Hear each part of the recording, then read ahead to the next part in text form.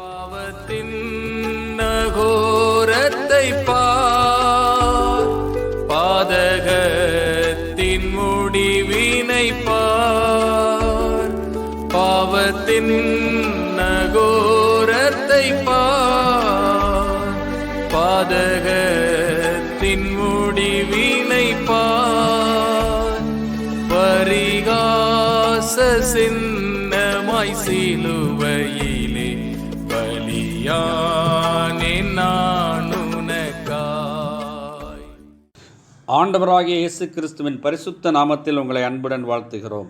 பரிசுத்த வேதாகமத்தில் மத்தேயு எழுதின சுவிசேஷம் 3ஆம் அதிகாரம் 15ஆம் வசனத்தில் இயேசு அவனுக்கு பிரதியுத்தரமாக, இப்பொழுது இடம் கொடு, இப்படி எல்லா நீதியையும் நிறைவேற்றுவது நமக்கு ஏற்றதாய் இருக்கிறது என்றார். அப்பொழுது அவருக்கு இடம் கொடுத்தான் என்று வாசிக்கிறோம்.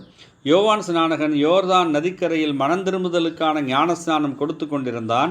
அப்பொழுது இயேசுவானவர் ஞானஸ்நானம் பெறும்படியாக அவனிடம் வந்தார். ஆண்டவர் இயேசு கிறிஸ்து பரிசுத்த தேவகுமாரன். அவர் பாவம் இல்லாதவர். அவர் மனந்திரும்பும்படியாக பாவம் எதுவும் செய்யவில்லை. ஆகவே யோவான் ஸ்நானகன் அவர் ஞானஸ்நானம் பெறுவதை தடுக்கிறவனாக இருந்தான்.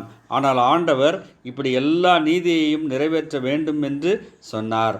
ஆம், தேவன் நீதி நியாயம் உள்ளவராய் இருக்கிறார். எந்த ஒரு குற்றவாளியையும் அவர் குற்றமற்றவனாக விட்டுவிடுகிறவர் அல்ல. பாவத்திற்கான தண்டனையை நிச்சயமாய் கொடுக்கிறவராய் இருக்கிறார். அந்த தண்டனையானது 2ஆம் மரணம் என்று அழைக்கப்படும் நரக தண்டனையாய் இருக்கிறது. ஆண்டவர் இயேசு தண்ணீரில் முழுகுவது, மனுக்குலத்தின் பாவ பாரங்களை ஏற்று அவர் தண்டனையை தாமே ஏற்றுக்கொண்டு மரிப்பதையும், தண்ணீரில் இருந்து வெளியே வருவது அவருடைய உயிர்த்தெழுதலையும் குறிக்கிற காரியங்களாக இருக்கிறது.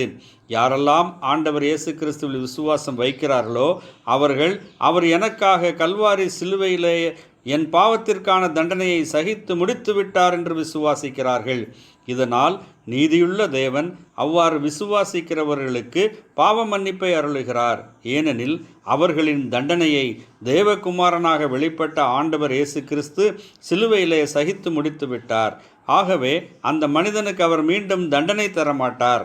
இந்த ஆண்டவரை உங்களுக்காகவே தேவன் குருசிலே அறைந்திருக்கிறார். அவர் மூலமாக உங்களுக்கு மன்னிப்பு உண்டாக்கப்பட்டிருக்கிறது. இந்த மன்னிப்பு உங்களுக்கு வேண்டாமா? சிந்தியுங்கள்.